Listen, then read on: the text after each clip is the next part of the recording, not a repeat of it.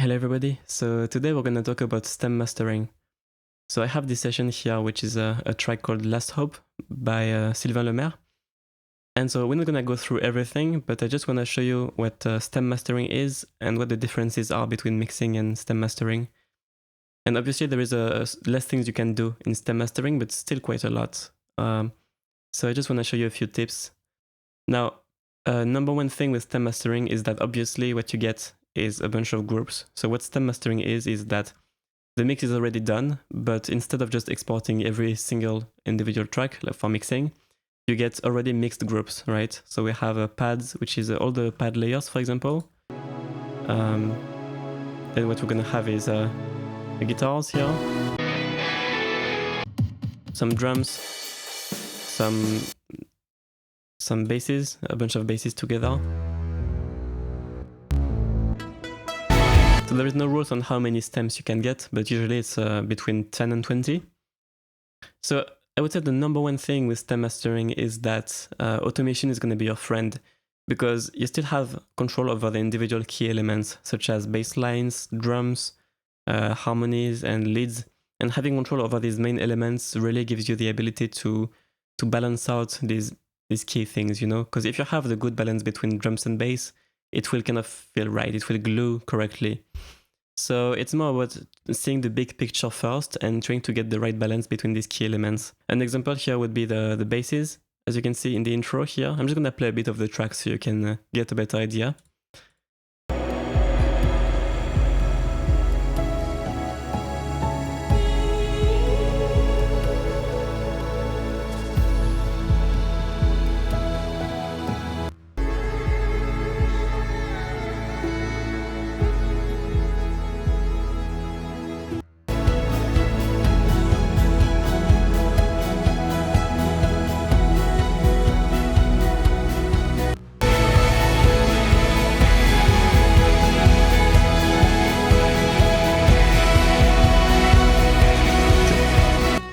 As you can see, the track gets a lot busier towards the end, but these basses just were not quite keeping up with the extra drums. So in the intro it's fine.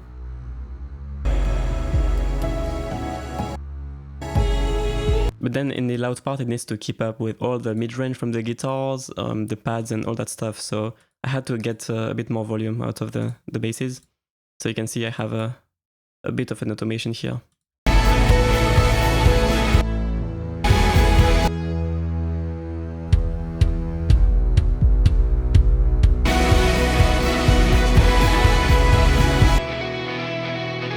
Of course, if you add more stuff like the guitars, for example, then you raise the mid-range. So you can't have the track grow in the mid-range only and the treble or whatever, and have the bass be let down, you know? So you need to keep the balance in check for these main important elements.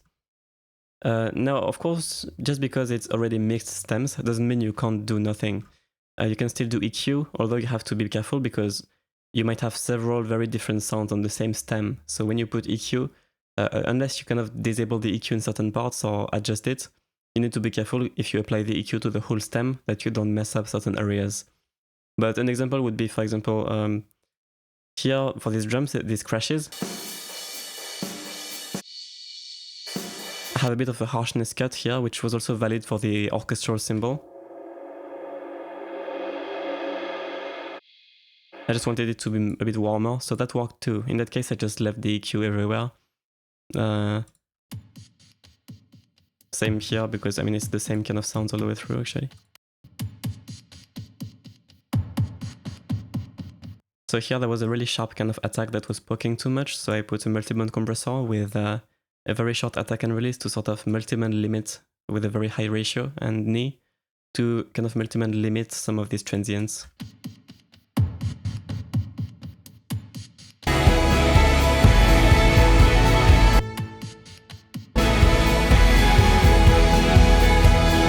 Otherwise, it just kind of pokes like needles through the mix. It was a bit too much.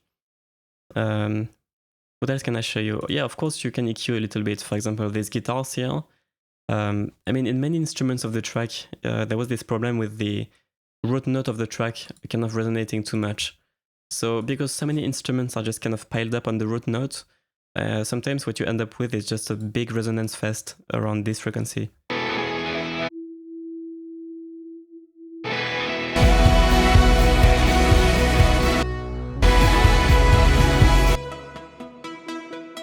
See here too.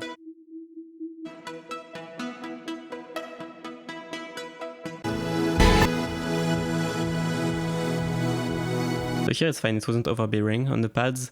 But yeah, when you have it's the same thing for pianos. I don't know if you ever heard some piano arpeggios like do do do do do, and it always comes back to the same note. Sometimes you have these resonances sort of overlapping from the previous note, just sort of piling up and resonating non-stop. So this is a very common thing that happens with this kind of track that's kind of based around the root note like that. So when you have plenty of that note, that resonance, it can be a good idea to sort of control it in various areas, especially the worst offenders such as the guitars here.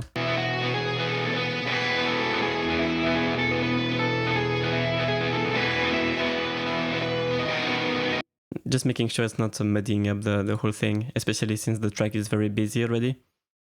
So again, automation is very important. As you can see on this kick, I did a bit more compression, a bit more EQ. But the automation here is very important because the track is building up, and this kick was just a bit too constant in terms of level.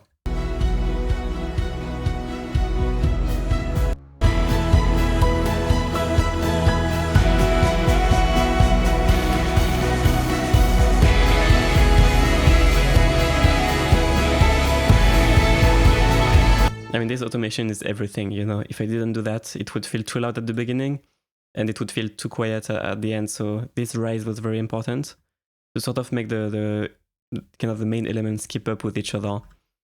I mean, you can be a bit creative also in stem mastering, and just because there is already reverbs on some elements doesn't mean you can't put more reverb on some stuff. It all depends. For example, this lead here, there is 2 parts here. It's kind of dry here.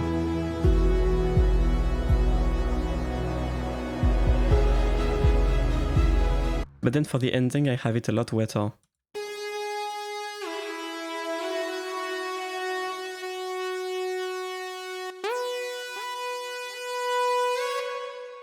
I just wanted a kind of a wetter lead for the end, because everything is busier and sounds bigger, so I thought if the lead is very much up front, it would sound a bit too intimate and close, and I wanted more depth. So I used a combination of a whole reverb here, which I'm sending quite a lot actually, but I'm only sending for the ending. As you can see, there is no reverb at the beginning. And also I'm only enabling the room reverb at the end. So the room plugin is bypassed, but it gives some more early reflections and depth to the last part. So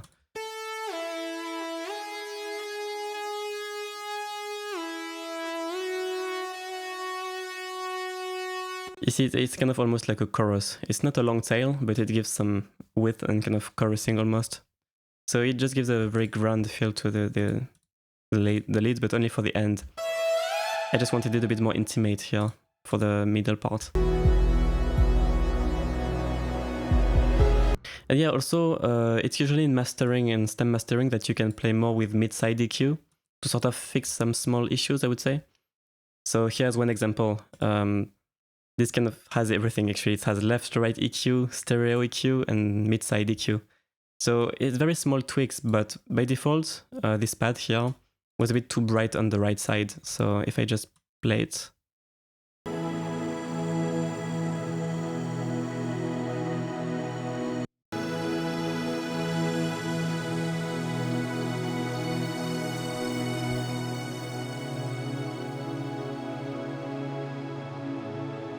It depends on the area actually. Let's see. Yeah, there. See? It's more bright on the right.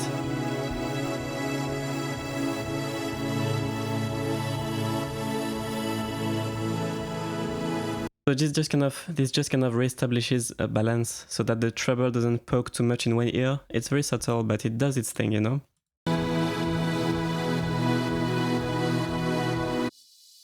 And just slightly darkening the right side.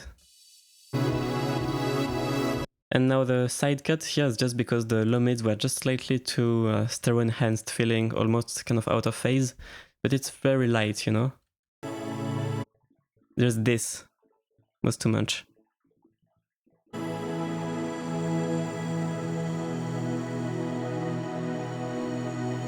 It's a very subtle difference, but pay attention.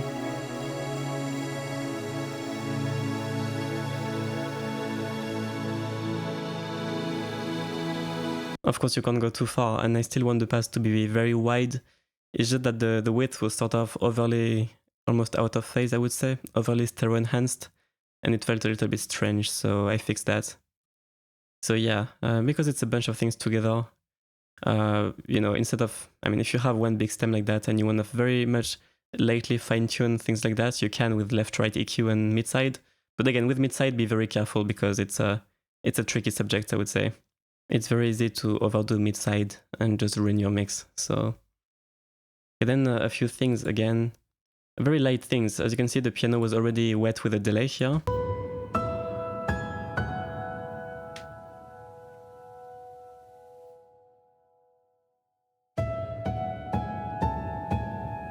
Actually, there is no delay here, but I think here.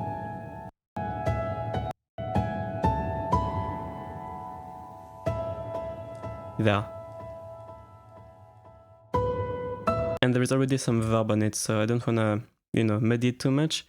But again, I wanted more clarity in the main part because this piano is kind of the main melody, I would say. That's kind of what leads. So it needs to stay clear. And I did that in two ways. First of all, I did some automation to kind of make it keep up with the rise of the track. Because as you can see, it's kind of the same loudness at the beginning and the end. And it just got buried here with all the guitars and stuff like that.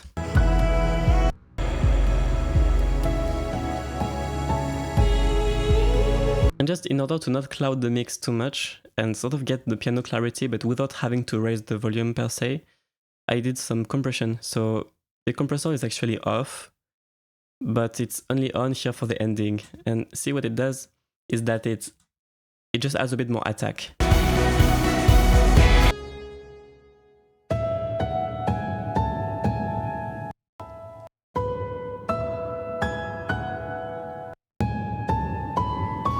I don't know if you can hear that. It's like dung, dung, dung. It's like snappier with the compression on.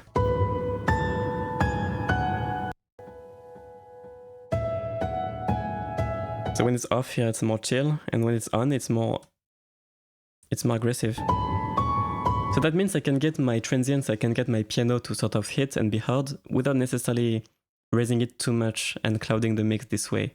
So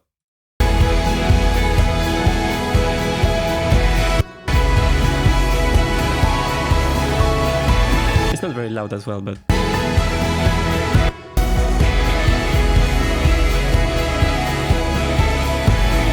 without the compressor, it just kind of would disappear more. Let me play it.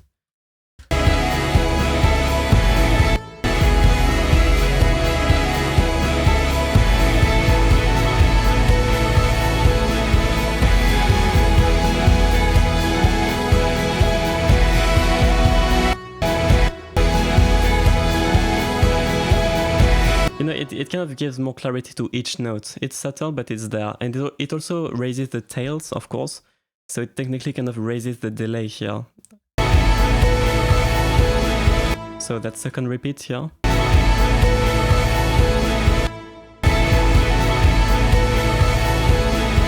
That second repeat feels louder. So yeah, it's one of these things that you can do is just feel free to just bypass and automate plugins on and off. With stem mastering and just where you need to put them, And the strings, again, a bit of EQ here.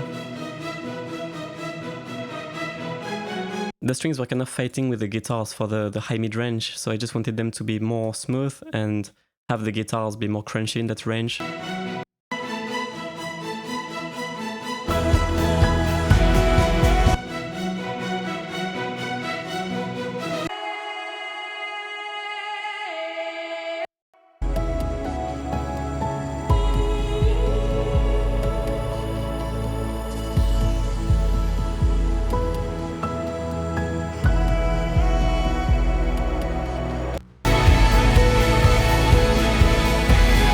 And then I have my main chain here, which has the mastering stuff. So what I have is just a virtual console, some transistor saturation, a bit of Gullfoss here.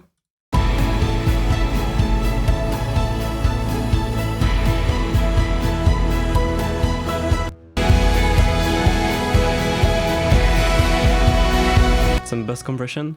again, to kind of squeeze the track and make it react more around the kicks, I wanted a bit of a pushed, almost saturated feel for this track, so I'm actually gonna push it quite loudly into the next plugins, which is, okay, so we just have a bit of imaging, which is very slight imaging of the highs, but nothing really for the mids. I mean, very, very small adjustments here.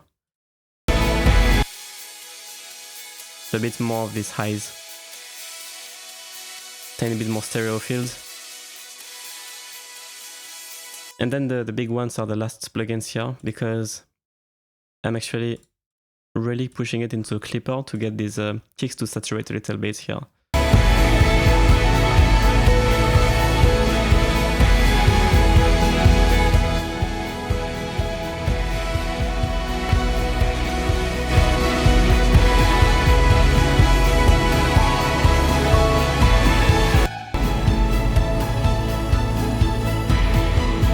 So again, this is to taste, but I kind of like the feel when the kicks get hit a bit hard, you know, by the saturation.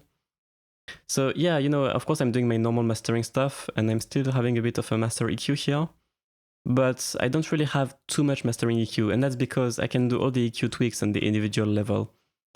So just like mixing, I mean, just like the process of mixing and mastering, it's always better to sort of do more processing at the beginning. So what that means is that try to perfect first the source, so your recordings or your libraries, your mic positions, and then try to perfect the individual sounds. So put the EQs on the individual elements when you can. And if you only have stems, try to only put the EQs on the stems and not rely on too much master EQ. And the master EQ is just kind of the very last thing that you want to do. So don't jump on your master EQ if you have access to the mix, or if you have access to the stems, if that makes sense. You're better off fixing the individual problems with automation and EQ, and then do very little in the master. So as you can see, most of this actual master chain here is just pushing into the clipper and the limiter, just to get the loudness and the sort of punchy saturated feel. But most of the processing is on the individual level. But yeah, I mean, without the automation, this track wouldn't really be as balanced as it is right now. So just remember that this is very important. You can't get balance without automation, without the proper balance between the individual elements. So guys, I hope you kind of found this overview of stem mastering interesting. And yeah, I guess I will see you in the next video. Oh, and by the way, if you're interested in learning more about orchestral mixing, I'm actually having a summer sale right now for the next 10 days from which this video is uploaded. So if you're interested in just learning more about orchestral mixing, check out the description, there will be all the details there. Alright guys, well thanks for watching this video, and I will see you later. Cheers!